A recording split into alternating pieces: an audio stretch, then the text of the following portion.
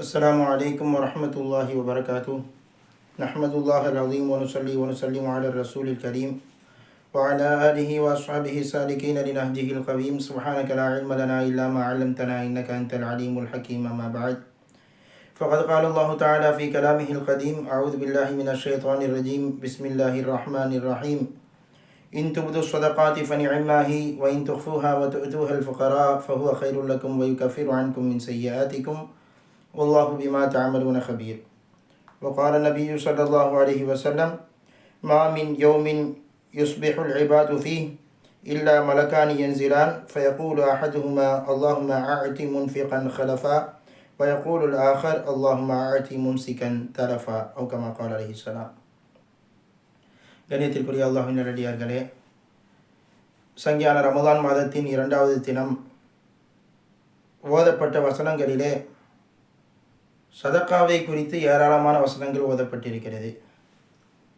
இன் துபுது சதகாதி ஃபனிஅம்மாஹி, கொடுக்கக்கூடிய சதக்காவை நீங்கள் வெளிப்படுத்தினால் அதுவும் சிறந்தது தான். வைன் துஃபூஹா, மறைத்து ஒத்துஹல் ஃபுகரா, ஃபகீர்களுக்கு ஏழைகளுக்கு நீங்கள் சதக்கா கொடுத்தால் ஃபஹுவ கைருல் லக்கும், அது உங்களுக்கு மிக சிறந்ததாக இருக்கிறது. ஒய் கஃபீரு அன்கும் மின் செய்யாத்திக்கும், உங்களுடைய பாவங்களும் மன்னிக்கப்படும் என்று அல்லாஹ் குறிப்பிடுகிறான். சதக்காவை கொடுப்பதில் 2 வகை இருக்கிறது. ஒன்று வெளிரங்கமாக கொடுக்கிறது, இன்னொன்று மறைமுகமாக கொடுப்பது. வெளிரங்கமாக கொடுப்பது என்பது ரொம்ப கவனமாக இருக்கணும். ஏன்னா அதில் முகஸ்துதி விடக்கூடாது என்பதிலே கவனமாக இருக்கணும். ஏனென்றால் நாம் செய்யக்கூடிய எந்த அமலும் அது அல்லாஹ்விற்காக என்று இருக்கும் பொழுது தான் அதை அல்லாஹ் ஏற்றுக்கொள்கிறான். அதை பிறர் பார்ப்பதற்காக, பிறர் புகழ்வதற்காக நாம் ஒரு செயலை செய்வோமே ஆனால் அந்த செயல் அல்லாஹ்வால் ஏற்றுக்கொள்ளப்படாததாக ஆகிவிடும். அல்லாஹ் பாதுகாப்பானாக. அப்படிப்பட்ட நிலையில் அப்படியானால் வெளிரங்கமாக கொடுக்கும் சதக்காவை அல்லாஹ் ஏன் சிறந்தது என்று சொல்கிறான் என்று சொன்னால், ஒருவேளை நாம் இந்த சதக்காவை கொடுக்கிறத பார்த்து மற்றவங்களும் கொடுப்பாங்க என்ற எண்ணம் இருந்தால், நாம் மற்றவர்கள் புகழ வேண்டும் என்பதல்ல, மற்றவர்கள் பார்க்க வேண்டும் என்பதல்ல, மற்றவங்கள்ட்ட நாம் நல்ல கொடைவல்லன்னு சொல்லப்படணும் என்பதல்ல, இதெல்லாம் நோக்கமல்ல. நாம் கொடுக்கக்கூடிய சதக்காவை பார்த்து மற்றவர்களும் அதே மாதிரி கொடுக்க முன் வருவார்கள் என்ற எண்ணத்தில் நீங்கள் சதக்காவை கொடுப்பீர்களே ஆனால் அது வெளிரங்கமாக கொடுப்பது சிறந்ததாக ஆகிவிடுகிறது. ஏனென்றால் அதை பார்த்து பலரும் கொடுக்கும் பொழுது அது எல்லாம் நமக்கும் நன்மையாக ஆகிவிடுகிறது. எனவே தான் அல்லாஹ் வெளிரங்கமாக கொடுப்பதை சொல்கிறான். அந்தரங்கமாக கொடுக்கக்கூடிய சதகா, அதை குறித்து ஏராளமான வசனங்கள், ஹதீஸ்கள் நமக்கு தெளிவுபடுத்தும். எந்த அமலாக இருந்தாலும் அந்த அமலை மறைமுகமாக செய்வதற்கு தனி சிறப்பு இருக்கிறது.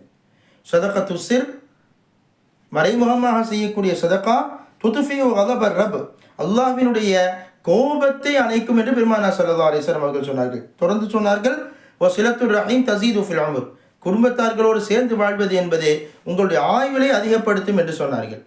எனவே சதகத்து சிர், தனிமையில் மறைவில் நாம் செய்யக்கூடிய சதகா எந்த அளவுக்கு மறைவாக செய்ய வேண்டும் என்றால், ஹதீஸிலே வருகிறது, சபஅத்துன், 7 கூட்டத்தினர், அவங்களுக்கு மறுமையில் அல்லாஹ் நிழல் கொடுப்பான். மறுமையில் அந்த நிழலை தவிர வேறு நிழலே இருக்காதே. அப்படிப்பட்ட நேரத்தில் 7 பேருக்கு அல்லாஹ் நிழலை கொடுப்பான்னு சொன்னாங்க. அதில் ஒரு ஆள் யாருன்னு சொன்னால், வலது கை கொடுக்கக்கூடிய தர்மத்தை இடது கை அறியாது. வலது கை கொடுக்கக்கூடிய தர்மத்தை இடது கை அறியாத அளவிற்கு ரகசியமாக சதகாவை கொடுக்கக்கூடியவர்கள், அவர்களுக்கு மறுமையில் நிழல் கிடைக்கும் என்று பெருமானார் ஸல்லல்லாஹு அலைஹி வஸல்லம் அவர்கள் சொன்னார்கள். இன்னொரு ஹதீஸில் சொன்னாங்க, குல்லு இம்ரிஇன் ஃபீ லில்லி சதகதிஹி, மறுமையில் மனிதர்கள் எல்லாம் நிற்கக்கூடிய நேரத்தில் அல்லாஹ் விசாரணையை துவங்குவதற்கு முன்னால் சதகாவினுடைய நிழலிலே மக்கள் இருக்கக்கூடிய வாய்ப்பை பெறுவார்கள் என்று பெருமானார் ஸல்லல்லாஹு அலைஹி வஸல்லம் அவர்கள் சொல்லியிருக்கிறார்கள். எனவே தான் சதகா அதிகமாக செய்ய வேண்டும். குறிப்பாக மறைமுகமாக நிறைய சதகாக்களை செய்யணும். இமாம் ஸைனுல் ஆபிதீன் ரஹ்மத்துல்லாஹி அலைஹி, பெருமானார் ஸல்லல்லாஹு அலைஹி வஸல்லம் அவங்களுடைய பேரப்பிள்ளை சையதுனா ஹுசைன் ரலியல்லாஹு அன்ஹு அவர்களுடைய மகனார். அவங்களுடைய வரலாற்றிலே சொல்லப்படுகிறது, மதீனாவில் நிறைய மக்கள், கஷ்டப்பட்ட மக்கள் இருப்பாங்க. அவங்க சுபுகளை வீட்டினுடைய கதவை திறப்பார்களே ஆனால் தன்னுடைய வீட்டிற்கு முன்னால் உணவு பொட்டலங்கள் இருக்கும். அது யார் கொடுத்தது என்பது அவர்களுக்கு தெரியாது. இப்படியே மக்கள் இருந்தார்கள். ஒரு நாள் அந்த உணவு பொட்டலம் வைக்கப்படவில்லை. அன்று விசாரிக்கும் பொழுது ஸைனுல் ஆபிதீன் ரஹ்மத்துல்லாஹி அலைஹி அன்று தான் வஃபாத் ஆகியிருக்கிறார்கள். இப்பொழுதுதான் அந்த மக்கள் புரிந்து கொண்டார்கள், இத்தனை நாட்கள் நமக்கு கிடைத்த உணவு என்பது ஸைனுல் ஆபிதீன் ரஹ்மத்துல்லாஹி அலைஹி அவர்கள் தான் வைத்திருக்கிறார்கள் என்று. அவர்களை குளிப்பாட்டக்கூடியவர்கள் சொல்வார்கள், அவர்கள் முதுகில் அந்த கயிறினுடைய அடையாளம் இருந்தது. உணவு பட்டலங்களை தூக்கிட்டு போனாங்களா இல்லையா, அதனுடைய அடையாளம் அவர்கள் முதுகிலே இருப்பதை நாங்கள் பார்த்தோம் என்று சொல்லும் அளவிற்கு அதிகமாக மறைமுகமாக தர்மம் செய்யக்கூடியவர்களாக இருந்திருக்கிறார்கள் என்பதை நாம் வரலாற்றிலே பார்க்கிறோம். எனவே கண்ணியமான பெருமக்களே, நாம் செல்வத்தை அதிகமாக அல்லாஹ்வின் பாதையில் கொடுக்க வேண்டும். கஷ்டப்பட்டவர்களுக்கு, ஏழைகளுக்கு கொடுக்க வேண்டும். நாம் உலகத்தில் வாழக்கூடிய நேரத்திலே பெருமானார் ஸல்லல்லாஹு அலைஹி வஸல்லம் அவர்கள் சொன்னார்கள், மனிதன் மாலி மாலி என்னுடைய செல்வம் என்னுடைய செல்வம் என்று சேர்த்து சேர்த்து வச்சுட்டு இருக்கிறான். ஆனால் 3 தான் அவனுடைய செல்வம் என்றார்கள். 3 தான் அவனுடைய செல்வம். ஒன்று மா அகல ஃபஅஃப்னா, அவன் உண்டு முடித்தது அவனுடைய செல்வம். அவ் லபிஸ ஃபஅப்லா, உடுத்து கிழித்தது அவனுடைய செல்வம். அவ் அஅதா ஃபக்தனா, அல்லது கொடுத்து சேமித்து வைத்தது, அதாவது அல்லாஹ்வின் பாதையில் சதகாவாக கொடுத்து மர்மைக்காக சேமித்து வைத்தது அவனுடைய செல்வம். ஒமாசிவாத அளிக்க, இந்த 3ம் அல்லாமல் அவன் சேர்த்து சேர்த்து வைத்ததெல்லாம் ஃபஹுவ தாஹிபுன், ஒரு நாள் அதை விட்டும் அவன் போயிடுவான். அப்போ அந்த செல்வம் எல்லாம் எங்கே போகும்? ஒரு தாரிக்கு இன்னாஸ், அவனோட வாரிசுகளுக்கு அது சொத்தாக போயிடும். அந்த செல்வத்தை வைத்து அவன் எதுவும் செய்ய போறதில்லை. எனவே அவன் கொடுத்து சேமித்து வைத்தது தான் அவனுக்கான செல்வம் என்பதை நாம் எல்லாம் உணர்ந்து கொள்ள வேண்டும். கண்ணியமான பெருமக்களே, சையதுனா யஹ்யா அலைஹிஸ்ஸலாத்து வஸ்ஸலாம் அவர்களிடத்திலே அல்லாஹ் சில கட்டளைகளை சொல்லி மக்களுக்கு சொல்லுமாறு சொன்னான். 5 கட்டளைகளை இட்டான் என்று ஹதீஸிலே வருகிறது. அந்த 5லே ஒன்று இன்னல்லாஹ அமரக்கும் பிஸ்ஸதகா. யஹ்யா அலைஹிஸ்ஸலாம் அந்த மக்களை பார்த்து சொல்றாங்க, அல்லாஹ் உங்கள்கிட்ட 5 விஷயத்தை ஏவ சொல்லி சொன்னா, அதில் ஒன்று என்னன்னு சொன்னா, உங்களை சதகா செய்யுமாறு அல்லாஹ் ஏவ சொல்கிறான். சதகாவிற்கு உதாரணம் என்ன தெரியுமா? யஹ்யா அலைஹிஸ்ஸலாம் அவர்கள் சொல்கிறார்கள், ஒரு மனிதனுடைய கை அவனுடைய கழுத்தோடு கட்டப்பட்டு வைக்கப்பட்டிருக்கிறது. கழுத்தோடு சேர்த்து கை கட்டப்பட்டு வைக்கப்பட்டிருக்கிறது. அவன் எப்பொழுது சதகா கொடுப்பதற்காக கையை எடுக்கிறானோ அப்போ அந்த கட்டு அவிழ்கிறது. சதகாவை கொடுக்க கொடுக்க விசாலமாக்க ஆக்க அந்த கட்டு அவிழ்கிறது. இல்லை, அவன் கையை இறுக்கிக் கொள்ள அந்த கட்டும் ஸ்ட்ராங்காக ஆகிரும். எனவே அதிகமாக சதகாவை எவ்வளவு கொடுக்கிறார்களோ அந்த அளவிற்கு அந்த கட்டிலிருந்து அவனுடைய கைகள் அவிரும் என்று சையதுனா யஹ்யா அலைஹிஸ்ஸலாம் அவர்கள் சொன்ன செய்தியை நாம் ஹதீஸில் பார்க்கிறோம். எனவே கண்ணியமான பெருமக்களே, அதிகமாக சதகாவை செய்யக்கூடியவர்களாக நாம் இருக்க வேண்டும். அந்தரங்கத்திலும் வெளிரங்கத்திலும் நிறைய சதக்காக்களை செய்ய வேண்டும். குறிப்பாக பெண்களுக்கு பெருமானார் ஸல்லல்லாஹு அலைஹி வஸல்லம் சதக்காவை வலியுறுத்தி சொன்னாங்க. யா மாஷரன் நிசா, பெண்களே, தஸத்தக்ன, சதக்காவை கொடுங்கள்.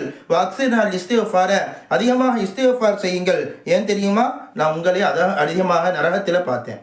நான் நரகத்தை பார்த்தேன், அதில் அதிகமாக பெண்கள் இருக்கிறார்கள்.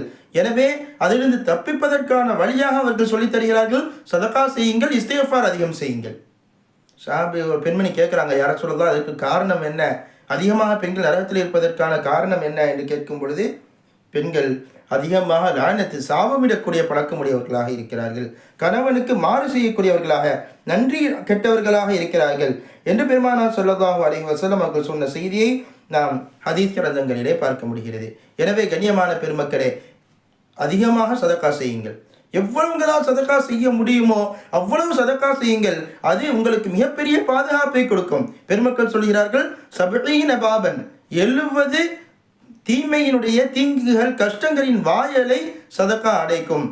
இன்னும் சொல்கிறார்கள், கெட்ட மரணத்தினுடைய 70 வாசல்களை அடைத்துவிடும் என்றெல்லாம் பெருமக்கள் நமக்கு கற்றுத் தருகிறார்கள். எனவே கண்ணியமான பெருமக்களே, சதக்கா நம்மை ஆபத்துகளிலிருந்து பாதுகாக்கும். சதக்கா நம்மை கஷ்டங்களிலிருந்து பாதுகாக்கும். சதக்கா நம்முடைய வாழ்க்கையில் மிக பெரும் பாக்கியமாக அமையும், மறுமையில் மிகப்பெரிய சேமிப்பாக அமையும்.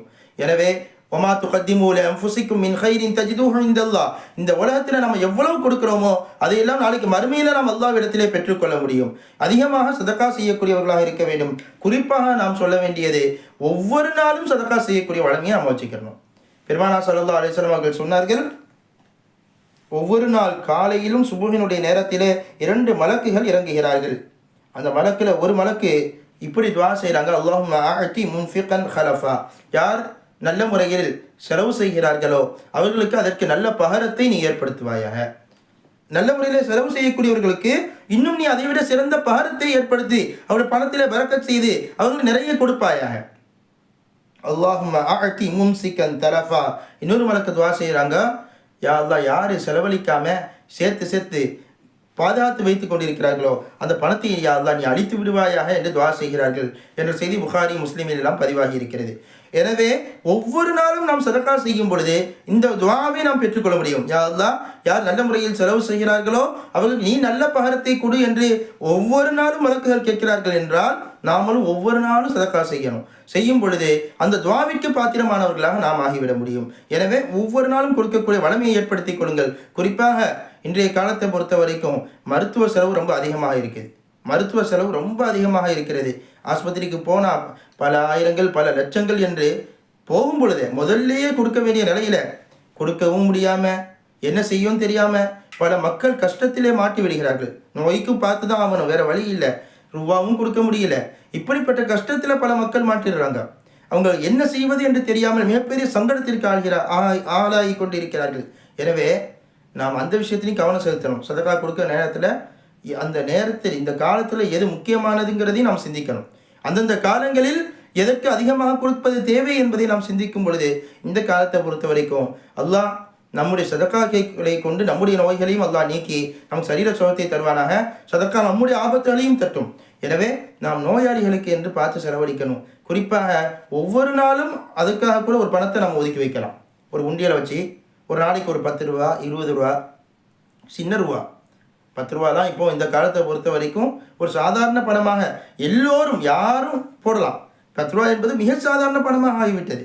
எனவே ஒரு நாளைக்கு ஒரு 10 ரூபா அல்லது ஒரு 20 ரூபா உங்களுடைய தகுதி கேட்பேன் போட்டு ஒரு ரூபா அந்த கொஞ்சம் ரூபா வச்சு என்ன செய்யணும்னு நம்ம நினைக்க தேவையில்லை. சிறு துளி பெருவெல்லம் என்று சொல்வதை போல கொஞ்சம் போடுவது சேர சேர பெரிய அமௌண்ட்டாக ஆகிரும். வீட்டில் 4 பேர் 5 பேர் சம்பாதிக்கிறோமா, ஒவ்வொரு ஆளும் ஒரு நாளைக்கு 10 ரூபா 20 ரூபா. நாம் ஒவ்வொருவரும் நமக்கான நன்மைகளை நாம் தேடிக்கொள்ள வேண்டும். எல்லாரும் சேர்ந்து காக்கா செலவழிக்கிறாரு அதனால் நாம் செலவழிக்க தேவையில்லை என்று இருக்க முடியாது. காக்கா சம்பாதிக்கிறாரு, நாம் சம்பாதிக்காமல் இருக்கிறோம். அதே போல் காக்கா செலவழிப்பதை போல் நாமளும் செலவழிக்கணும். அப்படி நினைத்து கொண்டு ஒரு நாளைக்கு ஒரு 10 ரூபா 20 ரூபா நான் ஒரு உண்டியில் வச்சுக்கலாம் சேர்த்து போட்டு நம்முடைய குடும்பத்தார்கள் எல்லாம் சேர்ப்போம். அது ஒரு பெரிய அமௌண்ட் ஆகிரும். பக்கத்தில் யார் கஷ்டப்பட்டவங்க இருக்கிறாங்க, குறிப்பாக நோய்களில் யார் மாட்டியிருக்கிறாங்க என்பதை பார்த்து அல்லது ஒரு குரூப்பாக நம்ம சேர்ந்து நம்ம எல்லாம் சேர்ந்து அதை பெரிய பணமாக ஆக்கி அதை ஆஸ்பத்திரிக்கு கொடுக்கறது அல்லது யார் கஷ்டப்பட்ட நோயில் கஷ்டப்படுறாங்கன்னு பார்த்து கொடுக்கறது, இதே போன்ற செயல்களை நாம் செய்யும் பொழுது அல்லாஹ் அதை கொண்டு நமக்கு ஏற்படக்கூடிய ஆபத்துகளை தட்டுவான்.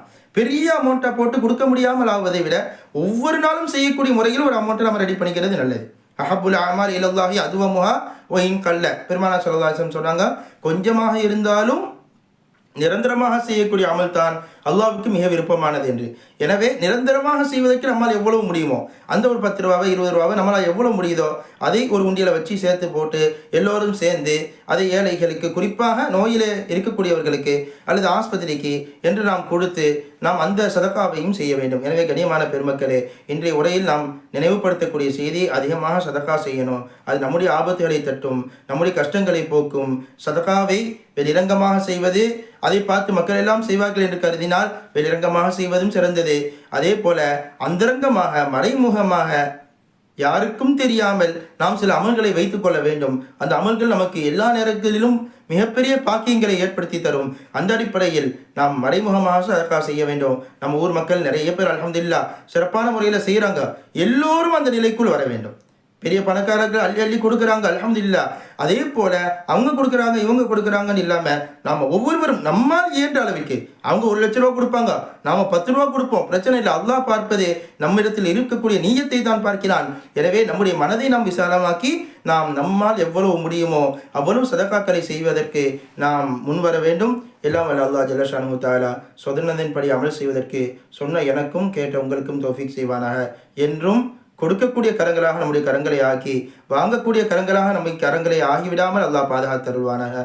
ஆமீன் யா ரப்பல் ஆலமீன். வஸ்ஸலாமு அலைக்கும் வரஹ்மத்துல்லாஹி வபரகாத்துஹு.